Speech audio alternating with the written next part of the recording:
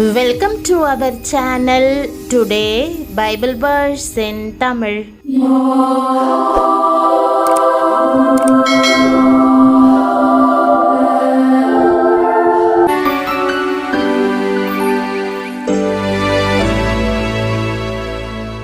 இன்றைய வசனம் 2 கொரிந்தியர் 2ஆம் அதிகாரம் 15ஆம் வசனம். கிறிஸ்துவுக்குள் பிரியமானவர்களே, நம்முடைய ஆண்டவரும் இரட்சகருமான இயேசு கிறிஸ்துவின் வல்லமையுள்ள நாமத்தில் உங்களை வாழ்த்துகிறேன்.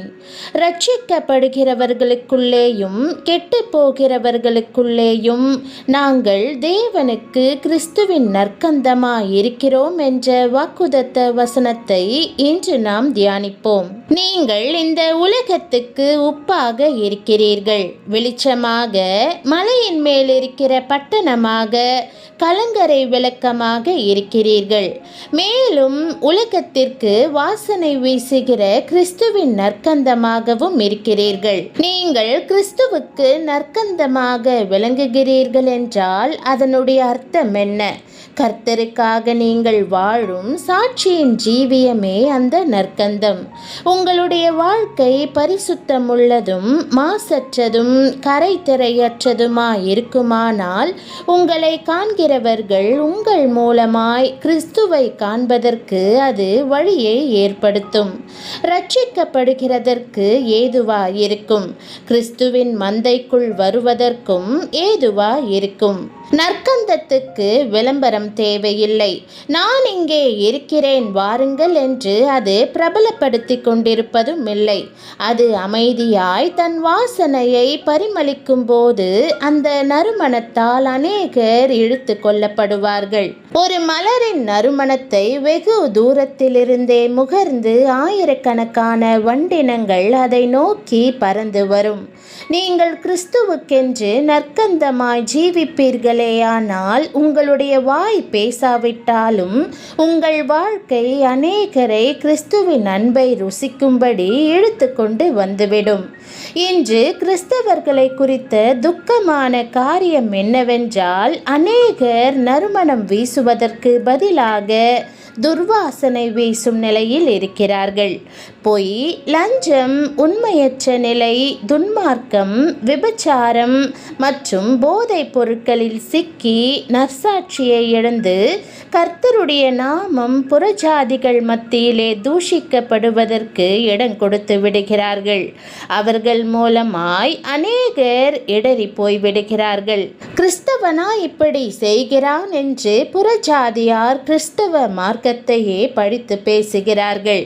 நீங்கள் 2 கண்களினால் மட்டும்தான் உலகத்தை பார்க்கிறீர்கள். ஆனால் உலகமோ உங்களை 1000 கண்களால் கவனித்து கொண்டிருக்கிறது. நீங்கள் நற்கந்தமா இருக்கிறீர்களா அல்லது துர்வாசனை வீசுகிறீர்களா என்பதை சிந்தித்து பாருங்கள்.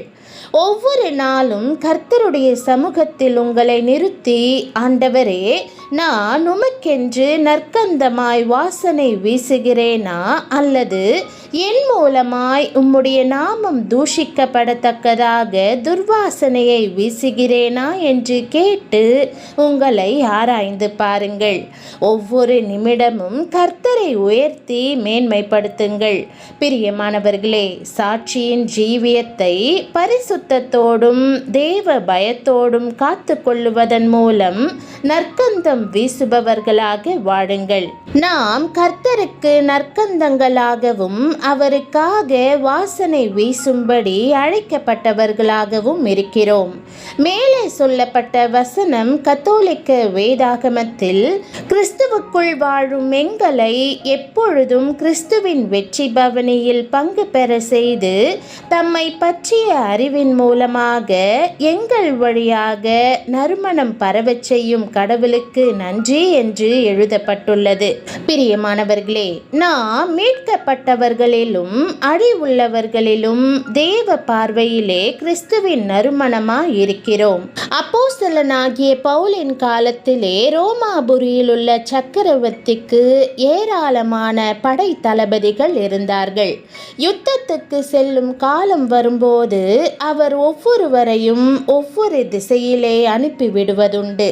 அவர்கள் போய் எதிரிகளோடு யுத்தம் செய்து பல 1000 மைல் நிலப்பரப்பை ரோம ராஜ்யத்துக்கு ஆதாயம் செய்து குறைந்தபட்சம் 5000 பேரையாவது சிறைப்பிடித்து வரவேண்டும் என்பதே சக்கரவர்த்தியின் கட்டளையாய் இருந்தது. அப்படி ஜெயங்கொண்ட ஒரு சேனாதிபதி தன் வீரர்களோடு வெற்றி பவனி வரும்போது அவரை வரவேற்க ரோமாபுரி பட்டணத்தின் எல்லையிலே எக்காலம் ஊதி வரவேற்பார்கள்.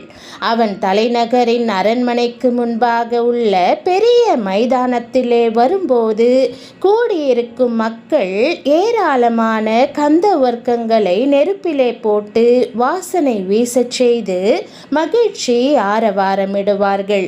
அந்த பட்டணம் முழுவதும் வாசனையினால் நிரம்பும். வெற்றி பெற்ற தளபதிக்கு அது ஒரு பெரிய வரவேற்பாக இருக்கும். அதே நேரம் தோல்வியுற்று சிறைப்பிடிக்கப்பட்ட எதிரியினுடைய படையினருக்கு அது மரண வாசனையா இருக்கும். இயேசு கிறிஸ்து இந்த உலகத்துக்கு வந்து கல்வாரி சிலுவையிலே உலகம், மாம்சம் மற்றும் பிசாசை ஜெயித்தார். நான் உலகத்தை ஜெயித்தேன் என்று வெற்றி முழக்கமிட்டார். சிலுவையிலே முடிந்தது என்று சொன்னதன் அர்த்தம் வெற்றி பெற்று முடிந்தது என்பதாகும். அவர் சத்துருவின் தலையை நசுக்கினது அவருடைய வெற்றியின் ஒரு பகுதியே. ஆம், நமக்கும் அந்த வெற்றியிலே ஒரு பங்கும் உரிமையும் உண்டு. நமக்கு அது ஜெய வாசனையாகவும் சாத்தானுக்கும் வானமண்டலத்திலுள்ள பொல்லாத ஆவிகளின் சேனைகளுக்கும் அது மரண வாசனையாகவும் விளங்குகிறது. அப்போஸ்தலனாகிய பவுல் எழுதுகிறார், கிறிஸ்துவுக்குள் எப்பொழுதும் எங்களை வெற்றி சிறக்க பண்ணி எல்லா இடங்களிலேயும் எங்களை கொண்டு அவரை அறிகிற அறிவின் வாசனையை வெளிப்படுத்துகிற தேவனுக்கு ஸ்தோத்திரம். பிரியமானவர்களே, நீங்கள் வெற்றிக்காக அழைக்கப்பட்டவர்கள். கிறிஸ்துவுக்குள் நீங்கள் ஜெயவேந்தனாக முன் செல்ல வேண்டும். நீங்கள் அசைந்தாலும் நடந்தாலும் கிறிஸ்துவின் ஜெயவாசனை வீசுகிறவர்களாய் விளங்க வேண்டும். நீங்கள் முன்னேறி செல்லும் போது ஒவ்வொரு நாளும் கிறிஸ்துவினுடைய ஜெயவாசனையோடு கூட வெற்றியுடன் முன்னேறி செல்வீர்களாக.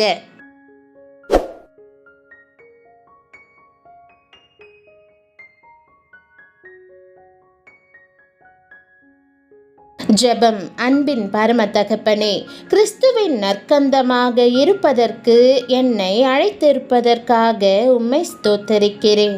என் வாழ்க்கை உம்முடைய அழகை, கிருபையை, நீதியை காட்டுவதாக அமையட்டும். ஆண்டவரே, தயவாய் உம்முடைய பிரசன்னத்தால் என்னை நிறைத்து சத்தியத்தின் பாதையில் நடத்தும். நான் பேசுகிற ஒவ்வொரு வார்த்தையும் என்னுடைய ஒவ்வொரு செயலும் கிறிஸ்துவின் நற்கந்தத்தை வெளிப்படுத்துவதாக.